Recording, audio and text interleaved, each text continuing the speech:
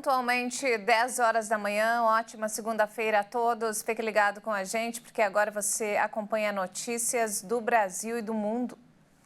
A Defesa Civil confirmou agora há pouco que subiu para 147 o número de mortos e 127 de desaparecidos nas enchentes que devastaram cerca de 90% do Rio Grande do Sul nos últimos dias. E, infelizmente, a previsão não é boa para a região. A tragédia no estado gaúcho deve se estender após os rios voltarem a subir neste domingo, em meio a previsões de novas chuvas e enchentes. A Defesa Civil do Rio Grande do Sul informou que praticamente todos os grandes rios do estado apresentam tendência de elevação. A situação é crítica, a água já esteve mais alta e agora parou de baixar, ela está estabilizada e com muita chuva, né? Daí está demorando para a água escoar embora. Se a chuva não parar de cair, o que vai acontecer? Pode aumentar o nível do rio e aumentar a água vindo de volta para dentro dos bairros. Mas do jeito que está, isso ainda vai até sexta-feira que vem.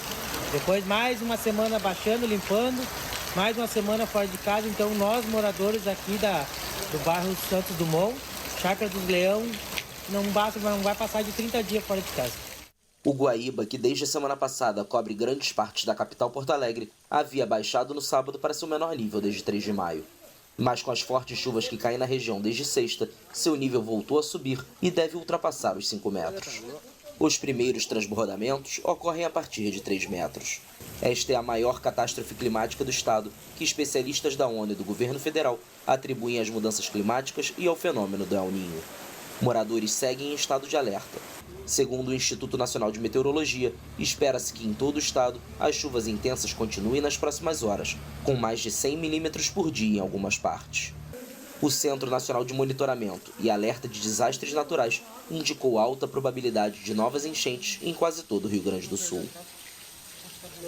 O governador do Rio Grande do Sul, Eduardo Leite, se encontra hoje com o ministro da Fazenda, Fernando Haddad. A reunião será por videoconferência. Os dois devem tratar da dívida do estado com a União. A previsão é que, após o encontro, o governo federal comunique a suspensão da dívida, que hoje é de cerca de 90 bilhões de reais. Os critérios de renegociação ainda não foram divulgados. A medida, segundo o governador gaúcho, daria fôlego financeiro para planejar os investimentos de longo prazo na reconstrução do estado após a destruição de residências, empresas e infraestrutura causadas pelos eventos climáticos. Mais de 10 dias depois da água invadir cidades no Rio Grande do Sul, voluntários seguem resgatando animais em perigo. Eles são encontrados em casas abandonadas, em cima de telhados, lutando desesperadamente pela vida. O problema é que os abrigos na região estão lotados e muitos já chegaram na capacidade máxima.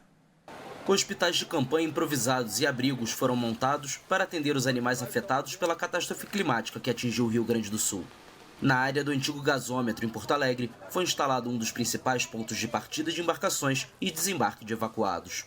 Muitos chegam com animais de estimação debaixo dos braços e enrolados em toalhas. Alguns bichinhos são trazidos após dias molhados e sem comida. Nós estamos montando aqui um hospital de campanha, tá? Para receber todos esses animais que estão vindo do gasômetro e necessitando sair da água e ter um primeiro atendimento. Depois daqui eles são deslocados para abrigos temporários. O estacionamento de um shopping na capital gaúcha se transformou em um desses abrigos para animais de estimação.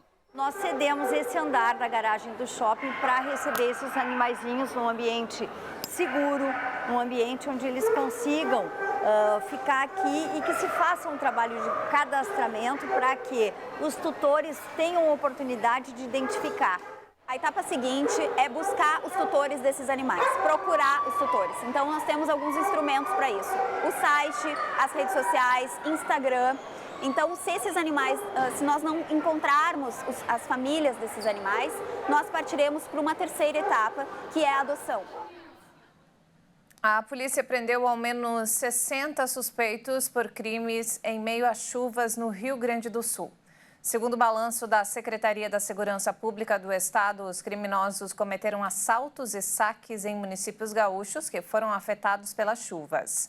As prisões foram efetuadas pela Brigada Militar e pela Polícia Civil, que tem atuado para amenizar a insegurança diante da situação de caos gerada pela maior tragédia climática que assola o Rio Grande do Sul.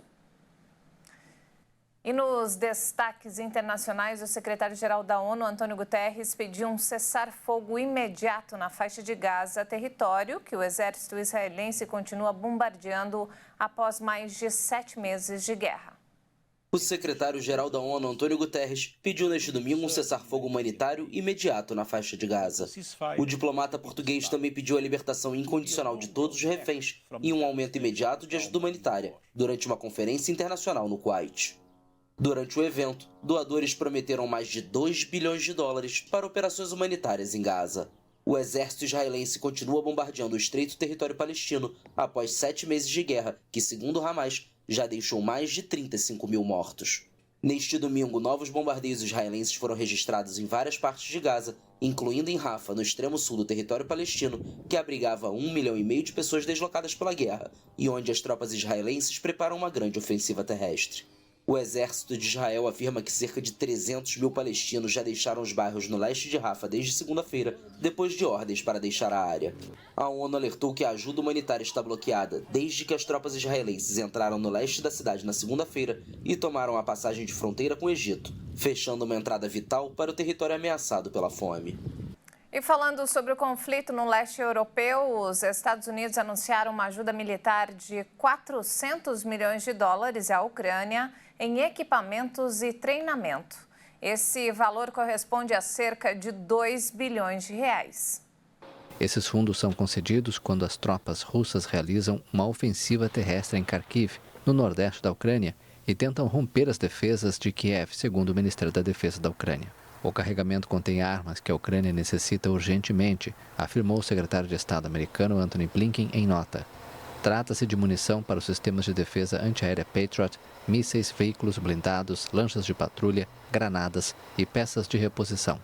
Washington tenta compensar os meses perdidos em negociações no Congresso sobre um acordo de ajuda a Kiev. É o terceiro anúncio de ajuda em menos de 3 semanas. Desde a invasão russa e o começo da guerra em fevereiro de 2022, os Estados Unidos desembolsaram mais de 50 bilhões de dólares à Ucrânia, segundo o Pentágono. O governo americano não acredita que a Rússia ganhará terreno na Ucrânia. O porta-voz do Conselho de Segurança Nacional, John Kirby, afirmou que os Estados Unidos não prevêem grandes avanços da Rússia no terreno. Mais informações do Brasil e do mundo daqui a pouco às 11 horas da manhã. Muito obrigada pela companhia e até mais.